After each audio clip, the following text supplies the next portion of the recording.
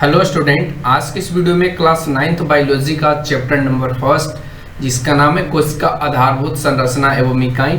इस चैप्टर का हम लोग यहाँ पे दीर्घ उत्तरीय प्रश्नों को उत्तर करने वाले जो भारतीय भवन बुक से रिलेटेड है। तो आज के इस वीडियो में हम लोग भारतीय भवन बुक के चैप्टर नंबर फर्स्ट का यहाँ पे हम लोग आंसर क्वेश्चन करेंगे। तो आप सभी बने रहें क्योंकि हर एक पॉइंट को आपको समझाएंगे, हर एक पॉइंट को आपको बताएंगे, उसके बाद आपको आंसर राइटिंग करने के लिए बताएंगे और आपको आंसर राइटिंग करना है। तो चलिए आज के इस वीडियो में फटाफट से हम लोग बढ़ते हैं अपने क्वेश्चंस की ओर और उसके आंसर की ओर। तो फर्स्ट क्वेश्चन यहाँ पे देखिए आपके स्क्रीन पे कहता है कि एक यूकैरियोटिक पादप कोशिका का इलेक्ट्रॉन सूक्ष्मदर्शी एवं नामांकित आरेखिक चित्र बनाएं। इसका मतलब क्या होता है? तो कहा गया है इस क्वेश्चन में कि आपको एक यहाँ पे चित्र बनाना है जो यूकैरियोटिक पादप कोशिका का है। पादप कोशिका का मतलब ही होता है पेड़ पौधों का एक कोशिका होता है जिसका नाम है यूकैरियोटक। इसका जो आपको चित्र बनाना है वो इलेक्ट्रॉन सूक्ष्मदर्शी और उसके साथ साथ इनके नाम भी लिखने हैं। तो चलिए अब हम लोग बढ़ते हैं अपने आंसर की ओर। तो आंसर में आपको इस तरीके का फिगर बनाना है और सभी एक पॉइंट को नाम बताना है और सभी एक पॉइंट को यहाँ पे दिखाना है। तो यहाँ पे देखिए ये आपका फिगर है, इसी को हम लोग बोलते हैं यूकैरियोटिक पादप कोशिका। ठीक है, पादप कोशिका। अब इसके हर एक पॉइंट को यहाँ पे देखिए लिखा गया है। ये वाला जो आपको पॉइंट्स दिख रहा है यहाँ पे, इसको हम लोग बोलते हैं लाइसोसोम।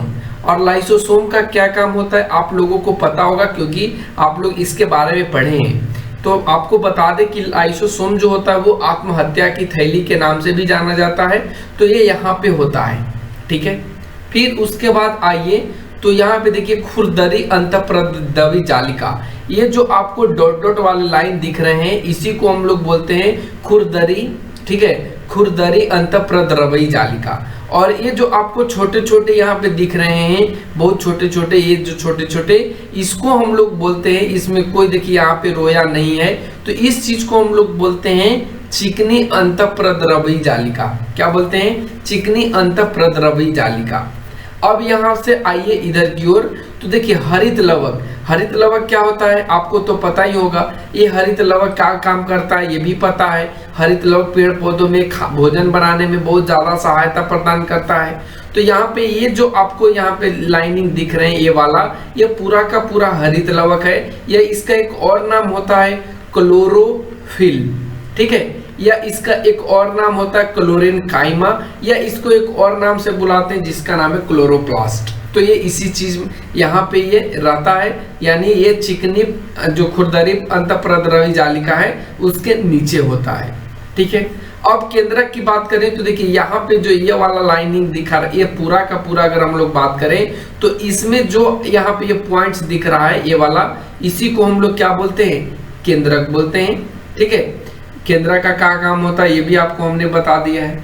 अब गोल्जी उपकरण देखिए यहाँ पे दिखाया गया है ये वाले पॉइंट्स को, ये जो आपको यहाँ पे दिख रहे हैं लंबे लंबे, इसको बोलते हैं गोल्जी उपकरण। ठीक है, अब केंद्रक के अंदर ये वाला जो देखिए ये वाला पॉइंट्स, ठीक है, इसको हम लोग क्या बोलते हैं? केंद्रिका झिल्ली बोलते हैं, जो केंद्रक के चारों तरफ से इसे घेर के रखा है। देख लीजिए ये केंद्रक था और इसके चारों तरफ से झिल्ली लगे होते हैं जिसको केंद्रीय झिल्ली के नाम से जानते हैं। अब आइए प्लाज्मा झिल्ली। देखिए ये चारों तरफ इस तरीके का यहाँ पे बना हुआ है, एक व्हाइट का, यहाँ पे येलो थोड़ा दिखाया है। तो ये देख लीजिए चारों तरफ बने हुए हैं, इसको हम लोग क्या बोलते हैं? इसको हम लोग क्या बोलते हैं? प्लाज्मा झिल्ली। ये देखिए चारों तरफ है, इसके चारों तरफ देखिए है ना हरा हरा, देखिए चारों तरफ है, इसको हम लोग क्या बोलते हैं? प्लाज्मा झिल्ली बोलते हैं। ठीक है, अब आगे की ओर बढ़िए। अगला जो हम लोगों का पॉइंट्स आता है ये जो किनारे किनारे का पार्ट है, देखिए ये अंदर वाला जो पार्ट था उसको प्लाज्मा झिल्ली बोला गया, लेकिन ये जो बाहर का पार्ट है इसको बोला जाता है बाह्य कोशिका। क्या बोलते हैं? बाह्य कोशिका। फिर से यहाँ पे ये वाला जो हरा हरा यहाँ पे दिख रहा है इसको बोला जाता है कोशिका भित्ति। ये जो यहाँ पे आपको दिख रहा है रेड कलर का इसको हम लोग बोलते हैं माइटोकॉन्ड्रिया। क्या बोलते हैं? माइटोकॉन्ड्रिया। फिर यहाँ पे ये जो 2 डॉट या ये सारे जो डॉट दिख रहा है यहाँ पे भी डॉट दिख रहे हैं, यहाँ पे भी डॉट दिख रहे हैं, तो इन चीजों को हम लोग बोलते हैं राइबोसोम। क्या बोलते हैं? राइबोसोम। यहाँ पे 2 पॉइंट्स को लिया गया है, 2 पॉइंट्स को लिख करके दिखाया गया है, इसको क्या बोलते हैं? राइबोसोम। अब हरित लवक या क्लोरोप्लास्ट, देखिए हरित लवक यहाँ भी था और हरित लवक यहाँ भी है, इस कंडीशन में भी हरित लवक पाया जाता है। ठीक है, यहाँ पे हरित लवक को इसलिए दिखाया गया था क्योंकि यहाँ पे इस तरीके से हरे हरे दाने के रूप में दिखाया गया था और यहाँ पे खाली है, तो इसको भी हम लोग हरित लवक ही बोलते हैं, या इसका एक और नाम होता है क्लोरोप्लास्ट। ठीक है, फिर उसके बाद अगला जो पॉइंट आता है, जो व्हाइट व्हाइट दिख रहा है, ये चारों तरफ से जो लिक्विड भरा हुआ है, इसको हम लोग बोलते हैं कोशिका द्रव। क्या बोलते हैं? कोशिका द्रव। तो इस तरीके से ये सारे पॉइंट्स को आपने यहाँ पे देख लिया, आप इसको नोटबुक में तैयार करके दे दीजिए, आपके जो भी क्वेश्चन चेक करने वाले होंगे वो आपको खुश हो जाएंगे। और ज़्यादा कुछ तो करना नहीं है, अगर ज़्यादा आप कुछ करना चाहते हैं तो इन सभी के बारे में थोड़ा थोड़ा सा लिख दीजिए, तो और भी आपके लिए ज़्यादा बेटर हो जाएगा। आपका नंबर्स एक भी कटेंगे नहीं, एक भी मार्क्स कटेगा नहीं। तो ठीक है, आप इस सब के बारे में थोड़ा थोड़ा लिख के भी जानकारी दे दीजिए, कोई दिक्कत नहीं होने वाली है। अब बढ़ते नेक्स्ट क्वेश्चन पे, क्वेश्चन नंबर 2 पे। देखिए क्वेश्चन नंबर 2 कहता है कि इलेक्ट्रॉन सूक्ष्मदर्शी में दिखाई देने वाले एक जंतु कोशिका का नामांकित चित्र बनाएं। क्या बनाना है? नामांकित आपको चित्र बनाना है। फिर से यहाँ पे आपको फिगर बनाना है, उसमें कुछ लिखना नहीं है, लेकिन अगर आप लिखना चाहते हैं तो उसमें लिख भी सकते हैं। तो देखिए यहाँ पे जंतु कोशिका का एक चित्र यहाँ पे हमने दिखाने की कोशिश करी है। देख लीजिए यहाँ पे ये वाले पॉइंट्स को हम लोग पादप कोशिका में भी हमने बताया था कि ये जो लंबे लंबे आपको दिख रहे हैं, इसको हम लोग बोलते हैं गोल्जी उपकरण। इसके किनारे किनारे का जो भी यहाँ पे झिल्ली लगी हुई है, इसको बोलते हैं प्लाज्मा झिल्ली। यहाँ पे जो ये सेंटर में इस तरीके का तारकाय लगा हुआ है, इसको हम लोग बोलते हैं तारक केंद्र। क्या बोलते हैं? तारक केंद्र। उसमें भी हमने आपको बताया था कि ये जो गोल गोल वाले पॉइंट्स है, ये जो गोल गोल वाले पॉइंट्स है, इन सभी को हम लोग बोलते हैं लाइसोसोम। और लाइसोसोम क्या होता है? तो आत्महत्या की थैली होता है। प्लाज्मा झिल्ली क्या होता है? ये भी आपको पता ही है, अगर नहीं पता तो आप लोग कमेंट सेक्शन में बताइए, हम इन सभी के बारे में कुछ न कुछ आपको जरूर बताएंगे कमेंट सेक्शन के माध्यम से। राइबोसोम क्या होता है? इसको आप लोग जानते भी हैं। राइबोसोम क्या होता है? ये ऊर्जा का केंद्र होता है। माइटोकॉन्ड्रिया की बात करें तो इसे पावर हाउस कहा जाता है। और ये जो राइबोसोम है, ये देख लीजिए यहाँ पे, इस पर ये सारे के सारे राइबोसोम का ही फिगर यहाँ पे दिखाए गए हैं। इन सभी के डॉट्स पे राइबोसोम को दिखाया गया है। ठीक है, फिर उसके बाद माइटोकॉन्ड्रिया। माइटोकॉन्ड्रिया यहाँ पे ये वाले चीज है, देख लीजिए ये वाला चीज है, माइटोकॉन्ड्रिया कहते हैं। खुरदरी क्या होता है? तो खुरदरी अंतःप्रद्रवी जालिका में देखिए यहाँ पे ये वाले फिगर को दिखाए गए हैं, ये वाले पॉइंट्स को। फिर कोशिका द्रव, ये व्हाइट वाला, उसमें भी हम लोग जब पादप कोशिका देख रहे थे तो उसमें भी जो उजला उजला था उसी को हम लोग बोल रहे थे कोशिका द्रव। अब केंद्रक की बात करें तो जिस तरीके से यहाँ पे ये केंद्रक है, उसी तरीके से हमने देखा था पादप कोशिका में। तो ये बीच का जो पॉइंट्स है उसी को हम लोग क्या बोलते हैं? केंद्रक बोलते हैं। फिर केंद्रकीय झिल्ली, ये केंद्रक के चारों तरफ से इससे घेर रखा है, देखिए यहाँ पे, इसको हम लोग क्या बोलते हैं? केंद्रक झिल्ली बोलते हैं। ठीक है, अब चिकनी अंतःप्रद्रवी जालिका, तो देख लीजिए यहाँ पे किस तरीके से ये चिकनी है और ये यहाँ पे वाई के फॉर्म में है, इसी को हम लोग क्या बोलते हैं? चिकनी अंतःप्रद्रवी जालिका। तो इसमें आपको कुछ करना नहीं था, फिगर को ड्रॉ करना था और ड्रॉ करने के बाद यहाँ पे उन सभी का नाम लिखना था। अगर आप लोग ज़्यादा चाहते हैं तो इन सभी के बारे में थोड़ा थोड़ा लिख दीजिए कि प्लाज्मा झिल्ली क्या होता है, गोल्जी उपकरण क्या होता है, कोशिकीय झिल्ली क्या होता है, लाइसोसोम क्या होता है, राइबोसोम क्या होता है। इन सभी के बारे में आप थोड़ा थोड़ा लिख भी सकते हैं, तो कोई दिक्कत यहाँ पे नहीं होने वाली है। अब बढ़ते हैं नेक्स्ट क्वेश्चन पे। देखिए नेक्स्ट क्वेश्चन कहता है माइटोकॉन्ड्रिया की रचना एवं कार्यों का संक्षिप्त वर्णन करें। यानी यहाँ पे आपको माइटोकॉन्ड्रिया के बारे में कुछ फिगर ड्रॉ करने हैं और उसके साथ साथ उसके कार्य को लिखना है। तो यहाँ पे दोनों काम करने हैं। तो चलिए पहले हम लोग बता दें कि माइटोकॉन्ड्रिया होता क्या है। तो हमने यहाँ पे लिखा है कि माइटोकॉन्ड्रिया कोशिका द्रव में पाई जाने वाली बहुत महत्वपूर्ण रचनाएं हैं जो कोशिका द्रव में बिखरी होती है। प्रत्येक माइटोकॉन्ड्रिया एक बाहरी झिल्ली एवं अंतर झिल्ली से चारों ओर से घिरी होती है। इसमें उसका अपना डीएनए तथा राइबोसोम होता है। अतः माइटोकॉन्ड्रिया अपना कुछ प्रोटीन स्वयं बनाते हैं। उसके बाद यहाँ पे माइटोकॉन्ड्रिया के काम बता देने हैं कि माइटोकॉन्ड्रिया क्या क्या काम करता है। तो हमने फर्स्ट में लिखा है कि माइटोकॉन्ड्रिया में भोजन का संपूर्ण ऑक्सीकरण होता है जिससे ढेर सारी ऊर्जा मुक्त होती है। नंबर 2 में हमने यहाँ पे लिखा है कि यह ऊर्जा एटीपी के रूप में जमा रहता है। ठीक है, यह ऊर्जा एटीपी के रूप में जमा रहता है। कोशिका नए यौगिक के निर्माण के समय एटीपी में संचित ऊर्जा का इस्तेमाल करती है। और हमने थर्ड में लिखा है कि कोशिका से अंदर की झिल्ली का सतह क्षेत्र बढ़ता है। यहाँ पे क्रिस्टीय कोशिका नहीं है, यहाँ पे हमने मिस्टेक कर दी पढ़े में। यहाँ पे है क्रिस्टी से अंदर की झिल्ली का सतह क्षेत्र बढ़ता है। तो ये यहाँ पे इसका कुछ कार्य बता दिए माइटोकॉन्ड्रिया का। इसका रचना हमने ऊपर बताया कि इसकी जो रचना होती है ये कोशिका द्रव में पाई जाने वाली होती है। इसकी जो कोशिका द्रव, इसकी जो रचनाएं हैं वो कोशिका द्रव में बिखरी हुई होती है। इनकी जो कोशिकाएं हैं इनके बाहरी और अंदर एक झिल्ली होती है। इनका अपना डीएनए होता है, अपना राइबोसोम होता है। ठीक है, और ये कुछ प्रोटीन को खुद में संश्लेषित कर लेते हैं। तो ये इनकी रचना हो गई, इनकी बारे में जानकारी हो गई। अब बढ़ते अगले क्वेश्चन पे, क्वेश्चन नंबर 4 पे। क्वेश्चन नंबर 4 कहता है कि यूकैरियोटिक तथा प्रोकैरियोटिक कोशिकाओं में अंतर स्पष्ट कीजिए। तो हमने उत्तर में लिखा है कि यूकैरियोटिक तथा प्रोकैरियोटिक कोशिकाओं में निम्नलिखित अंतर है। एक तरफ हमने यूकैरियोटिक कोशिका लिखा है और सेकेंड तरफ प्रोकैरियोटिक कोशिका लिखा है। यूकैरियोटिक में हमने बताया है कि वैसी कोशिका जिसमें केंद्रक पूर्ण रूप से विकसित होती है तथा ये झिल्ली से घिरी होती है, उसको हम लोग क्या बोलते हैं? यूकैरियोटिक कोशिका बोलते हैं। ठीक है, लेकिन प्रोकैरियोटिक कोशिका क्या होता है? इसमें ऐसी कोशिका होती है जिसमें केंद्रक झिल्ली नहीं होती है तथा इसमें वास्तविक केंद्रक भी नहीं होता है। इसके बाद यूकैरियोटिक में हमने लिखा कि यूकैरियोटिक जो कोशिका है इसमें एक क्रोमोसोम पाया जाता है, लेकिन प्रोकैरियोटिक कोशिकाओं में अनेक क्रोमोसोम पाया जाता है। यूकैरियोटिक कोशिका में कोशिका विभाजन खंडन या मुकुलन विधि द्वारा होता है, जबकि प्रोकैरियोटिक कोशिका में कोशिका का विभाजन माइटोसिस या मियोसिस के द्वारा होता है। तो ये कुछ डिफरेंस थे यूकैरियोटिक और प्रोकैरियोटिक कोशिका में, जो हमने यहाँ पे आपको बताया, आपको समझाया। ठीक है, कोई भी डाउट यहाँ पे नहीं रह रहा होगा। अगर आप लोगों के पास कोई भी डाउट बच रहा है तो कमेंट सेक्शन में जरूर लिखिए, हम उसको सुधारने की कोशिश जरूर करेंगे। अब बढ़ते क्वेश्चन नंबर 5 पे। क्वेश्चन नंबर 5 कहता है कि क्रोमोसोम की रचना को सचित्र समझाएं, यानी क्रोमोसोम की रचना कैसी होती है इसके बारे में चित्र पार करके आपको समझाना है। तो सबसे पहले हम लोग जान लेते हैं कि क्रोमोसोम होता क्या है, ये किस रूप में दिखाई देता है, इसके अंदर क्या क्या होते हैं।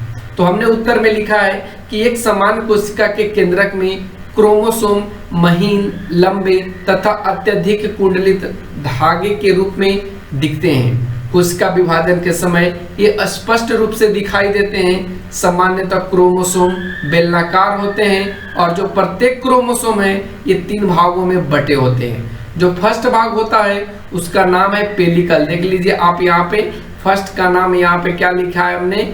पेलिकल। सेकेंड का नाम है मैट्रिक्स और थर्ड का नाम है क्रोमैटिड्स। यानी इसकी जो क्रोमोसोम होती है ये हमेशा 3 पार्ट में डिवाइड रहेगी। अब पेलिकल किसे कहते हैं, मैट्रिक्स किसे कहते हैं, क्रोमैटिड्स किसे कहते हैं, इसके बारे में आपने क्लास में डीपली पढ़ रखा होगा। आप लोग सिर्फ यहाँ पे इसके आंसर को लिखिए। अगर ज्यादा कुछ लिखेंगे तो क्वेश्चन का आंसर बहुत ज्यादा लेंथी हो जाएगा, आपको याद भी नहीं रह पाएगा।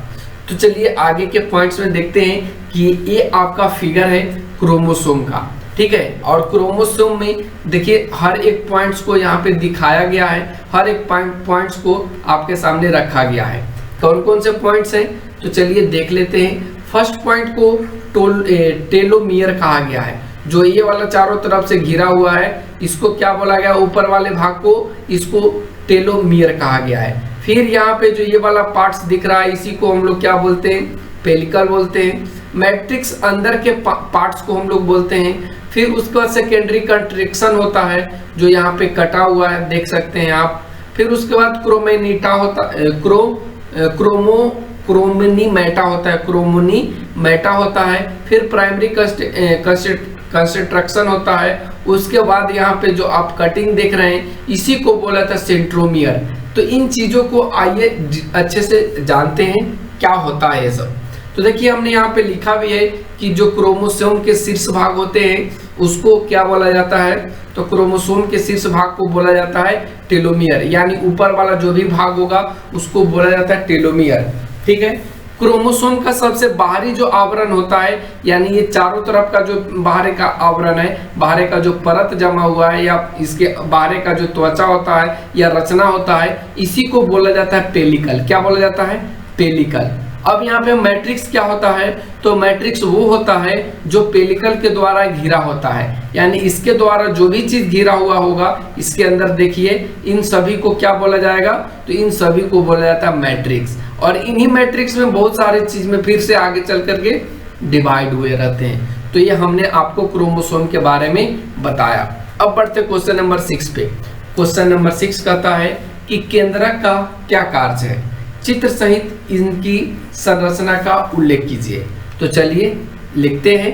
केंद्रक के निम्नलिखित कार्य हैं जिनमें प्रत्येक कार्य को यहाँ पे आपके सामने दिखाया गया है। ठीक है, फर्स्ट कार्य में देखिए कहा गया है कि केंद्रक कोशिका की रक्षा करता है और कोशिका विभाजन में भाग लेता है। केंद्रक की अनुपस्थिति में कोशिका का विभाजन संभव नहीं होता है, ये केंद्रक का काम होता है। केंद्रक कोशिका के भीतर संपन्न होने वाली सभी उपापचयी या जैविक तथा रासायनिक क्रियाओं का नियंत्रण करता है। कुछ जीवों में कोशिकीय जनन में महत्वपूर्ण भूमिका निभाता है केंद्रक। यह कोशिका के विकास में एवं परिपक्व को निर्धारित करता है। कोशिका केंद्रक प्रोटीन संश्लेषण के लिए आवश्यक कोशिकीय आरएनए उत्पन्न करता है। तो ये सारे के सारे काम केंद्रक का है जो कोशिका के अंदर करता है। इसकी अगर चित्र की बात करें तो यहाँ पे देखिए इस तरीके से दिखाया गया है।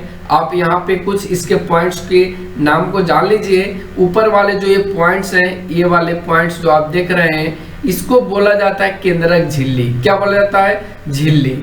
फिर उसके बाद इसके अंदर जो भी ये लिक्विड देख रहे हैं, इन सभी लिक्विड का नाम होता है केंद्रक द्रव्य। अब यहाँ पे देख लीजिए, यहाँ पे भी छिद्र छोड़ा गया, यहाँ पे कुछ स्पेस खाली जगह छोड़े गए, इसको बोला जाता है केंद्रक छिद्र। क्या बोलते हैं इसको हम लोग? केंद्रक छिद्र। अब केंद्रिका किसे कहते हैं, तो ये अंदर का पार्ट होगा और इस तरीके का दिखेगा, इसको हम लोग बोलते हैं केंद्रिका। और ये वाले जो पतले पतले धागे आपको दिख रहे हैं, पतले पतले जो यहाँ पे रेखाएं दिख रही हैं, इनको बोला जाता है क्रोमैटिन जालिका। क्या बोलते हैं? क्रोमैटिन जालिका। और यहाँ पे ये जो आपको फिगर दिखाई दिया यहाँ पे, इसको बोलते हैं अंतःप्रद्रवयी जालिका। तो ये यहाँ पे केंद्रक का चित्र था। केंद्रक के चित्र के बारे में यहाँ पे हमने आपको जानकारी दिया। अब बढ़ते हैं क्वेश्चन नंबर नेक्स्ट पे, क्वेश्चन नंबर 7 पे। क्वेश्चन नंबर 7 देखिए कहता है, यहाँ पे कुछ इसके बारे में दिया गया है कि एक बड़ी गोल गाढ़ी संरचना पाई जाती है जिसे केंद्रक या न्यूक्लियस कहते हैं। तो ये सिर्फ इसके बारे में थोड़ा सा बताया गया था। अब चलिए हम लोग क्वेश्चन नंबर 7 पे बढ़ते हैं। देखिए क्वेश्चन नंबर 7 क्या कहता है कि कोशिका झिल्ली पदार्थों के परिवहन में किस प्रकार अपनी भूमिका अदा करती है। तो हमने लिखा है कि कोशिका झिल्ली पदार्थों के परिवहन में अपनी अहम भूमिका निभाती है। कोशिका झिल्ली कुछ पदार्थों को अंदर अथवा बाहर आने जाने देती है, यानी ये पदार्थों के आवागमन का काम करती है। कुछ पदार्थों को किसको ले जाना है और किसको बाहर निकालना है, ये काम कोशिका झिल्ली के द्वारा संपन्न होती है। यह अन्य पदार्थों की गति को भी रोकती है, यानी किसी भी पदार्थ का गति अगर ज़्यादा फास्ट है तो उसको वो रोक लेती है, अगर जिसका मतलब गति कम है उसको वो गति प्रदान भी करती है। ठीक है, कोशिका झिल्ली में विसरण की प्रक्रिया द्वारा जीवों में जल का परिवहन क्रिया संपन्न होता है, यानी जल के बिना पेड़ पौधे तो जीवित रहेंगे ही नहीं, और एक काम कोशिका झिल्ली के द्वारा ही पेड़ पौधों में होता है। और कोशिका झिल्ली में एक क्रिया होती है जिसका नाम है विसरण, इसके द्वारा एक क्रिया संपन्न होती है। अगर डीपली आप लोगों को जानना है तो चलिए अब हम लोग डीपली जानने की कोशिश करते हैं। ठीक है, अब देखिए हमने यहाँ लिखा है कि कोशिका झिल्ली के द्वारा ही प्रसरण की क्रिया संपन्न होती है। पदार्थों के परिवहन के लिए जीवन तंत्रों में परिवहन तंत्र होता है जिसके अंतर्गत जल भी जाता है, खाद्य पदार्थों का शरीर के एक भाग से दूसरे भाग तक संवहन किया जाता है। ये सभी कोशिका झिल्ली के माध्यम ही पेड़ पौधों में संभव होती है। ठीक है, पौधों में खाद्य पदार्थों का एक जगह से दूसरी जगह स्थानांतरण होती है, अधिक सांद्रता वाले से कम सांद्रता वाले क्षेत्र की ओर, और ये सभी का काम कोशिका झिल्ली के द्वारा ही संपन्न होता है। ठीक है, जंतुओं में भी गैस का मतलब जंतुओं का है तो हम लोगों में भी गैसों का, पोषक तत्वों का, हार्मोनों का, उत्सर्जित पदार्थों का या उपापचय क्रियाओं के फलस्वरूप जो उत्पन्न पदार्थ होते हैं वो शरीर के एक भाग से दूसरे भाग तक परिवहन होता है और उसमें कोशिका झिल्ली अपनी अहम भूमिका को निभाती है। तो यहाँ पे इसकी विशेषता है, इसकी जो भूमिका है ये यहाँ पे हमने आपको बताने की कोशिश करी है।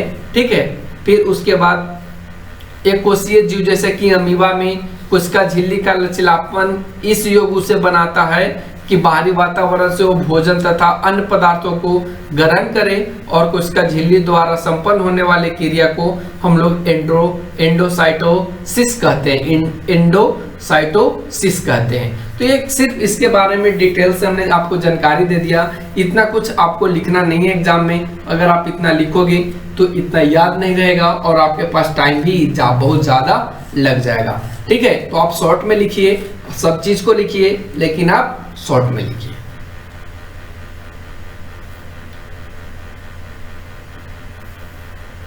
अब बढ़ते हैं आज के अगले क्वेश्चन नंबर 8 पे। क्वेश्चन नंबर 8 कहता है अल्प पराशरीरी, सम पराशरीरी तथा अति पराशरीरी विलयनों में किसी जीवित कोशिका को बारी बारी से डाला जाए तो कोशिका पर क्या प्रभाव पड़ेगा। तो इसका उत्तर हमने यहाँ पे लिखा है कि अल्प पराशरी, सम पराशरी तथा अति पराशरी विलयनों में किसी जीवित कोशिका को बारी बारी से डालेंगे तो उस पर निम्न प्रभाव पड़ेगा। फर्स्ट प्रभाव तो ये पड़ेगा कि जब कोशिका को अल्प पराशरी विलयन में रखा जाएगा तो बाहरी विलयन से पानी कोशिका के अंदर प्रवेश कर जाएगा और जल के भीतर कोशिका में प्रवेश करने से कोशिका फूल जाएगी। तो फर्स्ट कंडीशन यहाँ पे ये है। सेकेंड कंडीशन में हमने ये लिखा है कि जब कोशिका को समपराशरी विलयन में रखा जाएगा तो कोशिका के आकार एवं वजन, यहाँ पे बनज लिखा गया है तो आप लोग थोड़ा सा यहाँ पे सुधार लेंगे, आगे वाला पीछे हो गया है, यहाँ पे वजन कर लेंगे। ठीक है, आकार एवं वजन में कोई परिवर्तन नहीं होता है। फिर उसके बाद पॉइंट नंबर 3 में हमने लिखा है कि जब कोशिका को अति पराशरी विलयन में रखा जाएगा तब कोशिका के अंदर से जल निकलकर बाहरी विलयन में प्रवेश करता है और फलस्वरूप कोशिका सिकुड़ जाता है। तो ये तीनों प्रक्रिया यहाँ पे संपन्न हुआ। तो कैसा लगा आज का ये वीडियो आप लोग कमेंट सेक्शन में कमेंट करके जरूर बताना। Thanks for watching, take care, bye bye.